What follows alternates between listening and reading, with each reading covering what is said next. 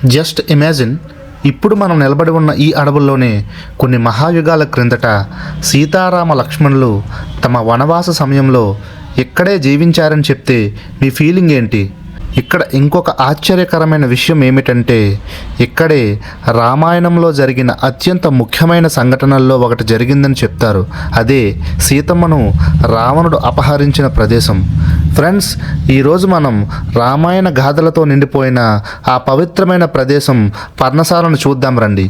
Friends, ఈ video చాలా ఇంట్రెస్టింగ్గా ఉంటుంది, చివరి వరకు చూడండి.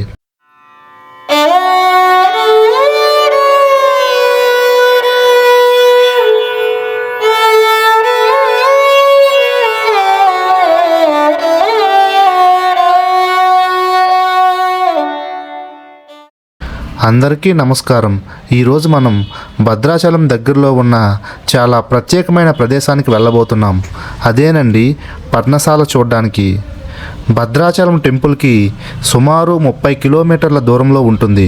చాలామంది భద్రాచలం దర్శనం చేసుకున్న తర్వాత ఈ ప్రాంతానికి కూడా వస్తారు. ఎందుకంటే రామాయణ కథలో పర్ణశాలకి చాలా ముఖ్యమైన స్థానం ఉంది. ఫ్రెండ్స్, మీరు భద్రాచలం విజిట్ చేసినప్పుడు ఈసారి ఖచ్చితంగా పర్ణశాల కూడా విజిట్ చేయండి. పర్ణశాలలో మనం ప్రధానంగా చూడాల్సినవి సీతమ్మ నారచీర, అలాగే సీతా అపహరణ ఘట్టం, ఆ దగ్గరలోనే గోదావరి నదీ తీరం యొక్క అందాలు, అక్కడికి దగ్గరలోనే మినీ అరుణాచలం అని శివాలయం కూడా ఉంటుంది. అది కూడా విజిట్ చేయండి, చాలా బాగుంటుంది.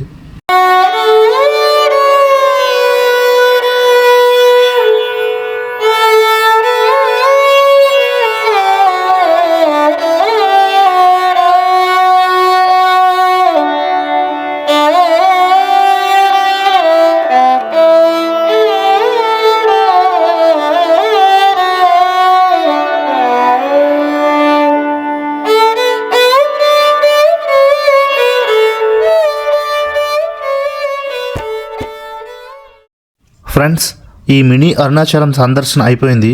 ఇప్పుడు మనం పర్ణశాల వెళ్దాం పదండి. పర్ణశాలలో చూడాల్సినవి చాలానే ఉన్నాయి. అసలు పర్ణశాలలో మనకు ముందుగా కనిపించేది అందమైన ప్రకృతి, చుట్టూ ఉన్న అడవులు, గోదావరి అందాలు, నిశ్శబ్దంగా ఉన్న వాతావరణం. ఇవన్నీ చూసినప్పుడు మనకు నిజంగానే రామాయణ కాలానికి వెళ్ళిపోయినట్లు అనిపిస్తుంది. ఇప్పుడు చాలామందికి ఒక ప్రశ్న వస్తుంది, పర్ణశాల అనే పేరు ఎందుకు వచ్చింది అని. అసలు పర్ణం అంటే ఆకులు అని అర్థం, శాల అంటే గుడిసె లేదా నివాసం అని అర్థం. అంటే ఆకులతో తయారు చేసిన చిన్న గుడిసె అని అర్థం. రామాయణం ప్రకారం సీతారాములు లక్ష్మణ సమేతంగా వనవాస సమయంలో ఈ అడవుల్లోనే జీవించేవారు. అప్పుడు వారు ఆకులతో ఒక చిన్న ఆశ్రమం నిర్మించుకొని ఇక్కడే కొంతకాలం నివసించారని స్థల పురాణం చెబుతుంది. అందుకే ఈ ప్రదేశాన్ని పర్ణశాల అని పిలవడం మొదలైంది. ఇప్పుడు పర్ణశాల గురించి చెప్పేటప్పుడు రామాయణంలో జరిగిన ఒక చాలా ముఖ్యమైన సంఘటన గురించి కూడా చెప్పకపోతే కథ పూర్తవ్వదు కదా. సో మీ అందరూ ఈగర్లు వెయిట్ చేస్తున్నారని నాకు తెలుసు. మిమ్మల్ని ఎప్పుడూ నేను డిసప్పాయింట్ చేయను కదా. ఇప్పుడు సీతమ్మ అపహరణ కథలోకి వెళ్ళిపోదాం. ఒకరోజు రావణుడు ఒక సన్యాసి రూపంలో ఈ ప్రాంతానికి వచ్చాడట. ఆ సమయంలో సీతమ్మ మాత్రమే ఆశ్రమంలో ఉన్నారని కథ చెప్తుంది. రావణుడు భిక్ష అడిగినట్టు నటించి సీతమ్మ దగ్గరికి వచ్చాడు. సీతమ్మ వారు బయటకు వచ్చిన వెంటనే రావణుడు తన అసలు రూపాన్ని చూపించి ఆమెను అపహరించి తీసుకువెళ్ళాడట. ఈ సంఘటన జరిగిన తరువాతే రామాయణ కథలో పెద్ద మలుపు వచ్చింది. ఎందుకంటే అక్కడి నుంచి రాముడు సీతమ్మను వెతికే ప్రయాణం ప్రారంభించాడు కాబట్టి. ఇంకొక ఆసక్తికరమైన కథ కూడా ఉంది ఈ ప్రాంతంలో. సీతమ్మను తీసుకెళ్తున్న సమయంలో జటాయువు అనే మహాపక్షి రావణుడిని అడ్డుకునే ప్రయత్నం చేశాడట. ఆకాశంలోని ఇద్దరి మధ్య భారీ యుద్ధం కూడా జరిగిందని రామాయణంలో చెప్తారు.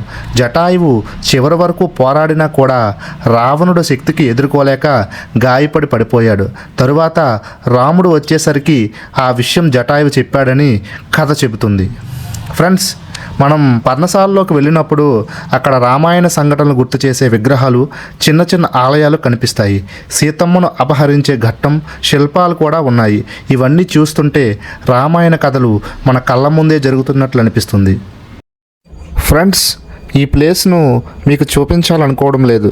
ఎందుకంటే సీతమ్మ శ్రీరాములు నార వస్త్రాలతో తిరిగిన ప్రాంతం ఇది.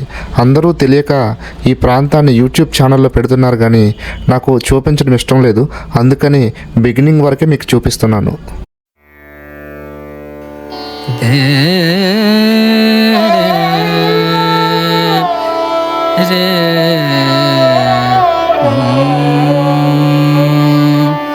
आई रे मिलन तो है, आई रे मिलन तो है, आई रे मिलन तो है, आई रे मिलन तो है, आई रे मिलन तो है, आई रे मिलन तो है। पिया कटत नाही पिया गरनि दस पिया। ఫ్రెండ్స్, చూశారుగా అందమైన పర్ణశాలని.